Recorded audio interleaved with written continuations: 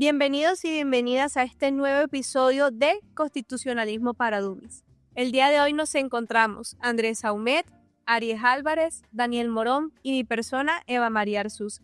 En el capítulo de hoy estaremos abordando el tema de la sentencia C o de constitucionalidad proferidas por la Corte Constitucional.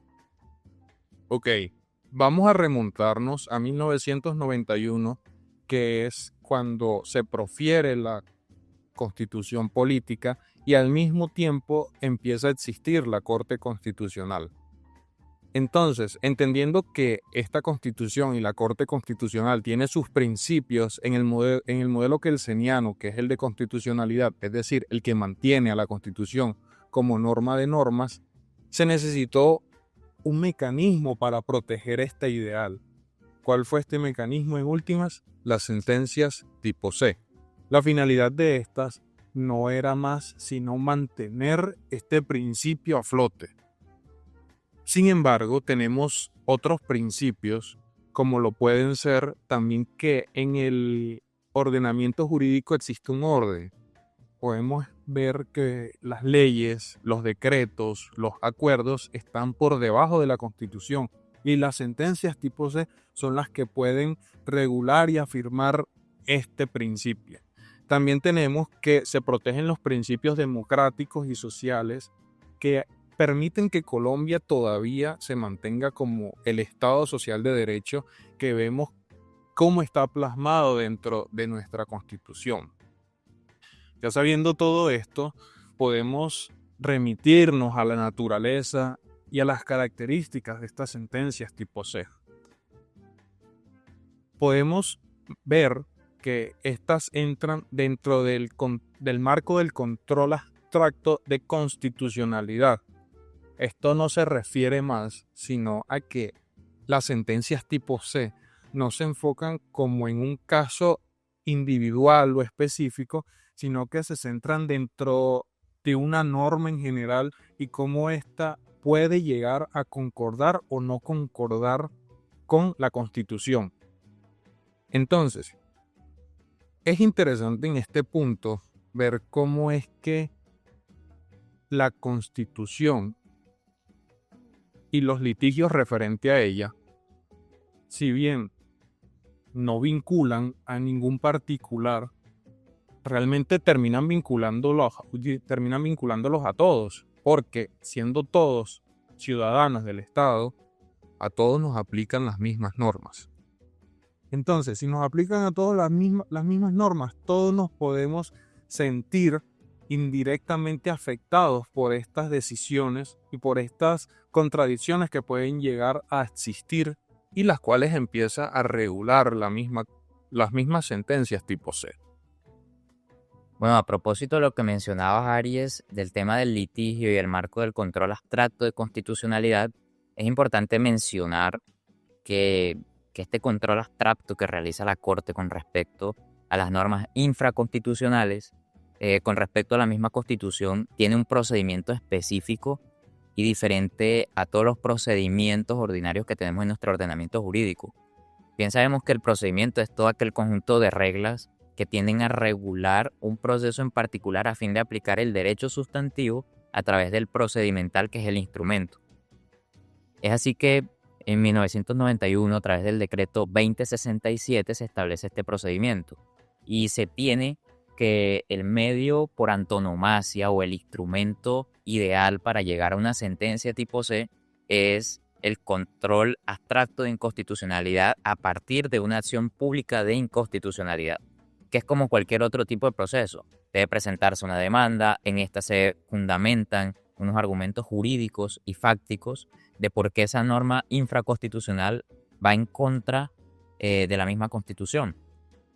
Allí se exponen pues estos argumentos y normalmente la Corte tiende a citar a diferentes doctrinantes, a funcionarios del Ministerio Público, a universidades muy prestigiosas y distintos individuos que vienen a pronunciarse con respecto del control de constitucionalidad de esta norma. Aries mencionaba que en últimas venimos siendo todos los ciudadanos vinculados al proceso porque las normas en el ámbito territorial de la ley nos aplican a todos. Eso es cierto. cosa entonces que genera que el control abstracto de constitucionalidad nos afecte a todos de la misma manera. Entonces, este procedimiento viene a establecer ese conjunto de pautas que no pueden pretermitirse. Debemos aclarar eso. La Corte debe recibir la demanda, debe estudiar su admisibilidad, de ahí correr los diferentes traslados a las entidades que van a realizar los respectivos pronunciamientos a fin de determinar ese juicio, para finalmente proferir una sentencia en forma que va a deprecar determinados efectos y que a lo largo de la jurisprudencia de la Corte Constitucional se han ido decantando no solo estos efectos, sino también unas características muy particulares de este tipo de sentencias. Bueno, a propósito de ese producto del procedimiento de este tipo de sentencia, podemos definir los efectos principales. En primer lugar está el efecto erga omnes, que es aquel que obliga a todas las personas y a todas las autoridades. En segundo lugar está la cosa juzgada inconstitucional. Bueno, a propósito de ese tipo de producto del procedimiento de este tipo de sentencia, podemos definir los efectos principales. En primer lugar está el efecto erga omnes, que es aquel que obliga a todas las personas y a todas las autoridades. En segundo lugar está la cosa juzgada constitucional, lo que les otorga un carácter definitivo e inmutable, salvo a cosa juzgada relativa o aparente. En cuanto a los posibles resultados de una sentencia de constitucionalidad, encontramos tres escenarios. En primer lugar está la exequibilidad. La Corte declara que la norma demandada es compatible totalmente con la Constitución y esta se mantiene en firme dentro del ordenamiento jurídico. En segundo lugar está la inexequibilidad. La Corte, en su procedimiento, concluye que la norma demandada contradice lo que dice la Carta Política y en consecuencia la retira del ordenamiento y queda plenamente como si nunca hubiese existido. En tercer lugar está la exequibilidad condicionada. Aquí la Corte, por medio del procedimiento, reconoce que la norma en su redacción original podría ser inconstitucional. Pero sin embargo, en lugar de eliminarla, la declara válida siempre y cuando ésta se aplique bajo un sentido específico que garantice su conformidad con la Constitución. Esta es de fórmula inmediata, pero en base a lo que dije anteriormente, podemos definir que esta limita su alcance interpretativo. De esta manera, las sentencias tipo C no solo deciden sobre la validez de las leyes, sino que también orientan su interpretación, asegurando que el derecho positivo se aplique en armonía con los valores constitucionales. Bueno, y mira, ahí es interesante mencionar también, ya que hablaste de esos efectos erga omnes y de la cosa juzgada constitucional, mencionar que a lo largo del desarrollo jurisprudencial de la misma Corte, ella ha establecido estos tres efectos con respecto a la cosa juzgada constitucional, y tú los definías. La cosa juzgada absoluta, la cosa juzgada relativa y la cosa juzgada aparente. Y podríamos sentarnos a hablar un poco de ello, mencionando en principio que la cosa juzgada absoluta se da o se depreca estos efectos cuando la Corte, realizando ese juicio de constitucionalidad, estudia de fondo la norma acusada, estudia de fondo los cargos que fueron propuestos en la demanda y encuentra en efecto que esa decisión debe ser tomada y debe ser ejecutada con pleno rigor, ya sea con respecto a la exequibilidad o la inexequibilidad. Entonces, cuando la Corte realiza este estudio de fondo y determina que la norma es exequible o es inexequible y agota todos los reparos que fueron expuestos por el demandante en su demanda, se produce esa cosa juzgada absoluta, es decir, no se puede demandar por esos mismos argumentos en otro juicio de constitucionalidad. Ese es uno de los argumentos o de los aspectos importantes de la cosa juzgada, que habiendo identidad de partes, identidad de objeto, identidad de causa de pedir, no se pueden demandar nuevos juicios o no se pueden adelantar nuevos procesos con respecto a esos tres elementos de la cosa juzgada. Y Y en contraposición a esa cosa juzgada absoluta tenemos la cosa juzgada relativa. Y se produce cuando la Corte, digamos, estudia de fondo los cargos, pero omite resolver sobre algunos otros que formuló el demandante en su acción de inconstitucionalidad. Y entonces se va a deprecar, dice la Corte, esos efectos de cosas juzgadas, es decir, no se va a poder demandar nuevamente sobre esos asuntos o esos puntos concretos que el demandante propuso y que la Corte ya estudió, dejando plena libertad a la ciudadanía en el control de constitucionalidad para demandar a aquellos que no fueron estudiados por la Corte de fondo. Y podremos aquí entonces de pronto confundirnos cuando hablamos de la cosa juzgada aparente. La apariencia es algo que digamos está delante de, pero oculta algo subyacente, ¿cierto? Entonces, cuando hablamos de cosa juzgada aparente, es que la Corte aparentemente o en esencia estudió de fondo todos esos cargos de inconstitucionalidad. Pero si analizamos la sentencia, si analizamos cada uno de los argumentos esgrimidos por la Corte, podemos, bajo un juicio lógico, un tipo de interpretación lógica y sistemática, entender que esos cargos no fueron resueltos a cabalidad. Es decir, no, la Corte estudió, pero en forma no están desarrollados completamente los argumentos que deben ser esgrimidos en la sentencia. Cosa entonces que se genera esa cosa juzgada aparente, permitiéndole a la ciudadanía, bajo este argumento, demandar nuevamente la norma que ya fue acusada como exequible o inexequible en un nuevo juicio de constitucionalidad y abriendo la puerta a un nuevo estudio o a una nueva interpretación de la norma. Entonces, podríamos decir que la cosa juzgada aparente y la exequibilidad condicionada abre una puerta, o mejor dicho, una posibilidad a la Corte de brindar nuevos sentidos a las normas en el ejercicio de la interpretación, aún cuando ya se dio un juicio de constitucionalidad. Bueno, mira, de eso te podría hablar yo, te puedo aclarar sobre ese tema. Y es que resulta que en apariencia sí, podría decirse que sí. Sin embargo, hay que entender que la norma es una sola.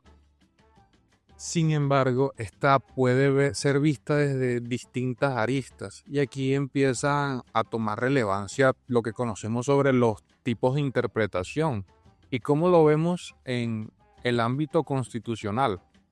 Podríamos ver que una norma puede ser interpretada desde la manera literal. Podemos ver que puede estar interpretada desde un punto histórico y que esto al final del día lo que resulta es que le da varias posibilidades a quien vaya, al Estado, no a quien vaya a interpretar, sino al Estado, esta puerta abierta de la que tú mencionas para que se pueda determinar cómo es que se va a interpretar esta norma.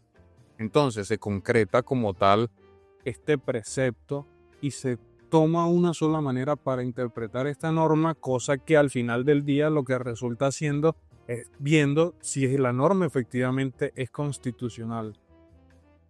Ok, gracias. Bueno, continuando con nuestro tema, las sentencias C tienen una estructura clara. Ellas comienzan con los antecedentes del caso, siguen con la formulación del problema jurídico, las consideraciones, los fundamentos de la Corte y finalizan con una parte resolutiva. Pero me parece interesante que en cada sentencia la Corte nos recibe como con un catálogo de postulados o breves pronunciamientos que de una u otra forma nos van a orientar en lo que se va a decidir de fondo. Estas reseñas principales son las que conocemos como las obiter dictums o dichos de paso, que tal vez no le estemos brindando la importancia que en realidad ya se merecen, porque este contenido es el que marca la esencia de esa decisión, los puntos estructurales y axiológicos en los que se va a basar, los que se funda esa sentencia de constitucionalidad que nosotros vamos a leer. Otro elemento estructural de la sentencia C es la ratio decidendi o la razón de la decisión, que estas en las sentencias de constitucionalidad constituyen el núcleo esencial y vinculante de la decisión y se trata como tal del fundamento jurídico principal en la que se justifica ya sea la exequibilidad, la inexequibilidad o la exequibilidad condicionada de esa norma examinada. Entonces, pues me preguntarán, ¿y la ratio cómo se establece? Fácil, se hace una evaluación comparativa entre la norma acusada y entre los derechos fundamentales, entre los principios fundamentales de la Constitución, de tal manera que solamente aquello que guarde una relación lógica y necesaria con la resolución del caso es lo que va a tener esa fuerza vinculante. Ella tiene tres características principales. La primera es que tiene efectos obligatorios y erga omnes. La segunda es que esta está fundamentada en la argumentación jurídica constitucional. Y la tercera es que sirve como un precedente judicial de los procesos siguientes que pues vayan a dar los jueces y las autoridades administrativas. En síntesis, la ratio decidendi no solamente, digamos, que resuelve ese control abstracto de las normas, sino que también fija un criterio interpretativo en el bloque constitucional y la seguridad jurídica de nuestro ordenamiento colombiano. Pues tenemos también los efectos, que estos son de manera inmediata y definitiva. Por lo general, en regla general, son retroactivos, que la jurisprudencia los denomina como los ex tunc, es decir, como antes mencionaba mi compañero Saumet, que la norma que se declara inexequible se entiende como si nunca hubiese existido. Sin embargo, la Corte puede modular estos efectos, ya sea difiriendo su vigencia o limitando su alcance, pero es para la protección de la seguridad jurídica. Estas se conocen como las ex nunc y digamos que pueden cobrar sus efectos futuros siempre y cuando se publique esa sentencia, se tenga la publicación de esa sentencia. Entonces, ¿esto qué es lo que hace? Esto refuerza ese papel de la Corte como ese árbitro supremo de constitucionalidad en Colombia. En conclusión de todo lo que nosotros hemos mencionado, podemos decir que las sentencias tipo C son mucho más que un trámite jurídico. Esta es la viva representación de la democracia constitucional en donde cualquier ser humano puede ser garante, cualquier ciudadano, mejor dicho, puede ser garante de la Carta del 91, utilizando esa acción pública de inexequibilidad como un verdadero mecanismo de control ciudadano.